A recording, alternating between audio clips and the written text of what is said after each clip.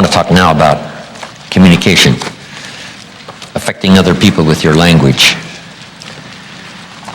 So make this note now to start. If you're okay, say, I'm okay. All right. Everybody's working hard. I appreciate that. This is about the best prepared audience I think I've seen in a long time, ready to work hard and take notes and get it all. It's an incredible inspiration for me.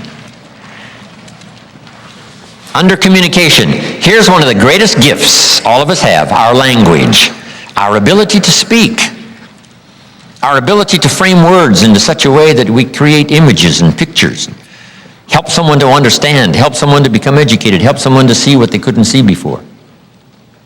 It's almost godlike in power.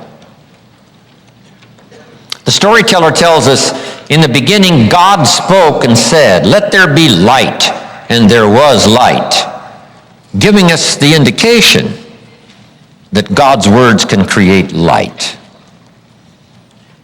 But now make this note. There's more than one kind of light. Wow. Next to the power of God creating light by his own words is the power of all of us creating sight, which is light in a form, helping somebody to see by using our language the best we know how. What if somebody can't see how they could possibly be successful, and you came along and told them your story, choosing the best words you possibly could, and when you finished your story, they said, "Now I can see. Before you got here, I was blind, couldn't see. Now that you've shared with me by your language, your story, now I can see. Before you got here, I was in the dark. And it seemed to me like while you were talking, some things dawned on me." Isn't that a good expression? Some things dawned on me, like the sun started coming up. And the more you talked, the further up the sun came and the brighter got the images and the imagination. Helping people to see. That's one of the greatest gifts. Words are so powerful if they're framed right, if they're sent with sincerity. Words that create images, words that express life, words that express experiences, words that express gifts of ideas that you've got to share. See, that's some of the greatest gifts you can bestow. And here's the best place to start with your children. See if you can't inspire with your own language a better sense of the importance of the day, a better sense of the importance of doing the work, a better sense of the importance of getting good grades, developing yourself, becoming who you'd like to become. Do the disciplines now that'll give you the joy later. Teaching is one of the greatest senses of accomplishment in the world.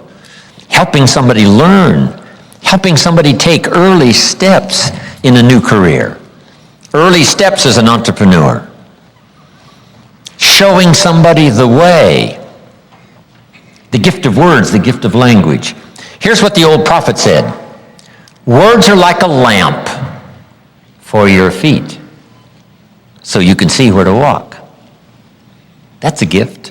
Words are like a lamp for your feet, so you can see where to walk. And then he said, words are also like a light for your pathway, so you can see where to go. If somebody with the gift of language and words can help you to walk where you should walk and then show you a pathway to go, they do you immeasurable service. Who could calculate the value and the worth of that kind of exercise? Showing somebody the steps to take and showing somebody the way to go that would be helpful. Whether it's a way of good health, whether it's a way of a better relationship, whether it's a way of an entrepreneur, a refinement of career, doesn't matter what it is. If we know the steps and somebody reveals to us the way, see, they do us by their own language some of the greatest gifts we ever enjoy. Words, language. So So let's now talk about good communication. I've got 4 steps to achieve good communication. Let's just do the fundamentals here. There's not very many. In fact, there's not very many fundamentals to anything, just a few, handful. 6, 7, 8. But when I was introduced to network marketing, health and nutrition, a marketing system where I could start at the bottom, go to the top, and start part-time, it literally revolutionized and changed my life forever. I've never been the same. And a big share of my story now is sharing with people around the world this extraordinary opportunity. And then along with it, the philosophy that makes it work. Because you can have every technique in the world and the best product in the world, and you can have the finest support system in the world, but unless you have the philosophy that drives you to do the necessary things to make it work, then nothing works. So I like to talk about all the things that made it work for me and see if that might not be valuable for someone else. So I want you to take some good notes. If you're ready to take notes, say, I'm ready. I like this crowd already. Treat me well, I might take you with me as my traveling audience. Now, here's the next key on being prepared for the next century, and that is your personal philosophy.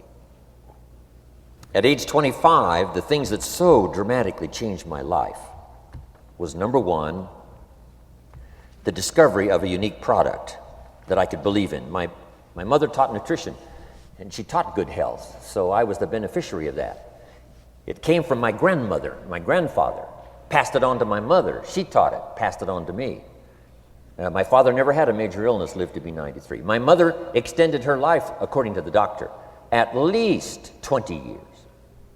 She should have died at least 20 years earlier than she did, simply because she stretched out those years by the study of good nutrition. I was an only child, and Mama studied and, mixed up all that stuff back then. She'd say, hey, me and Papa and her, she said, drink this stuff. If it don't kill us, I think it'll help, and we're gagging down this stuff.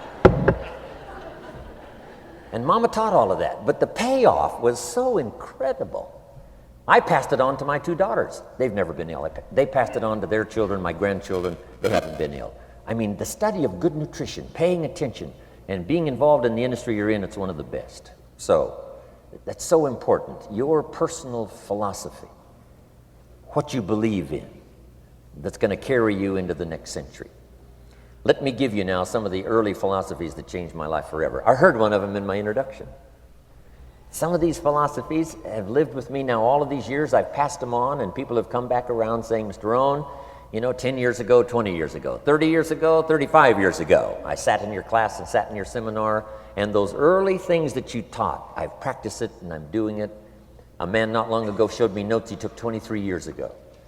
And then he had me sign those notes. He said, I've used these notes to develop my life, my personal life, and my business life. And when he took those notes, he said, I was 18 years old. So it's incredible. I'm so thankful for all these years. But now I want to pass it along to you. Some of the philosophies that changed my life forever.